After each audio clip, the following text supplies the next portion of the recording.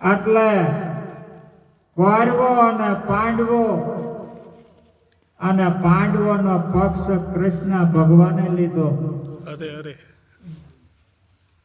ઓલાનો નહીં. અને જોવો એવા સત્ય પુરુષ હતા, જાણકારી જ્ઞાની. કારણ કે દ્રોણ ગુરુ, ભીષ્મ પિતા આવા મહાન હતા,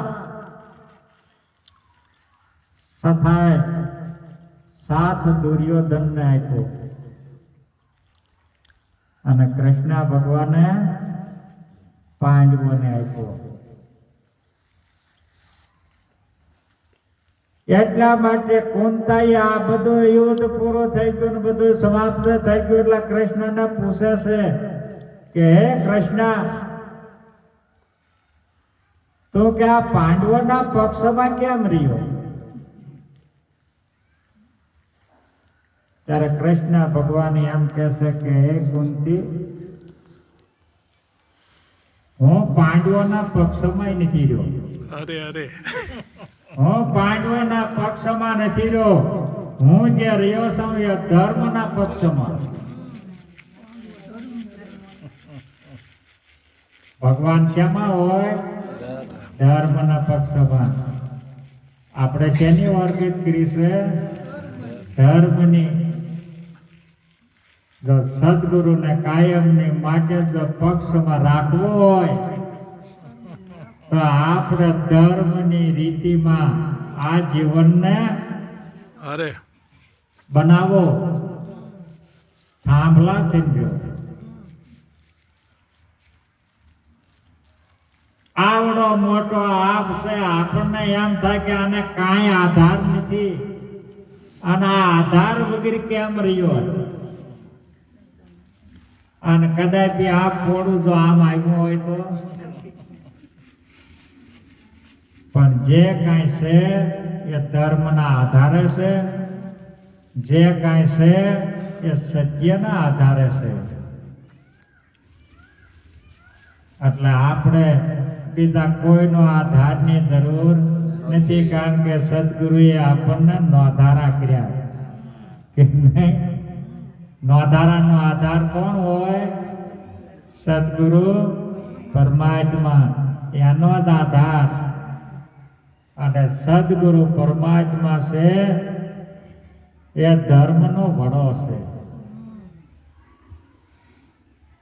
એટલા માટે આ ધર્મને કોઈ એમ કે અમે સનાતન ધર્મ પાળીએ છીએ, કોઈ કહે કે અમે નિત્ય ધર્મ પાળીએ છીએ, અને કોઈ એમ કે અમે વડો ધર્મ પાળીએ છીએ.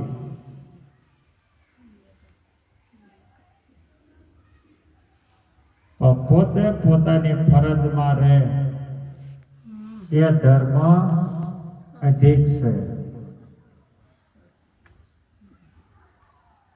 સદગુરુની સેવા, સંતોની સેવા એ આપણી ફરજ છે, અને એ આપણી ફરજમાં આપણો ધર્મનો થાંભલો થઈને આપણે ઊભા છીએ. કારણ કે આપણે આપણી ફરજમાં હોઈએ તો નિજ ધર્મ તમારો સાથ જ છે. દરેક ધર્મ ખેંચાય આવે કે જ્યાં વરિયેલો હોય ને વરહવા આવે. નહીં, અમારે વંતાણ છે એટલે જ્યાં વરિયો હોય ને નાકને આવે કે નહીં. એમ સેવાના ફળ ક્યારેય જાતા નથી.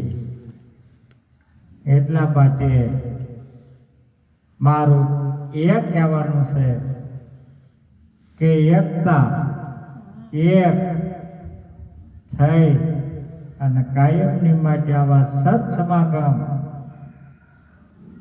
કરજો, એકબીજા જીવનને સાથ આપજો. અરે અરે તેથી એ જીવન મજબૂત બને. અરે અરે ટેકારૂપ બનો. કારણ કે નેવું નિમું હોય અરે તો એને આપણે ટેકો મારવો પડે કે ન મારવો પડે? હા, એટલે આપણે ટેકારૂપ બનો. આ ધર્મ આગળ હાલશે ને હાલશે. હાલશે. અરે અરે હવે સદગુરુ પરમાત્માનું એક પદ છે,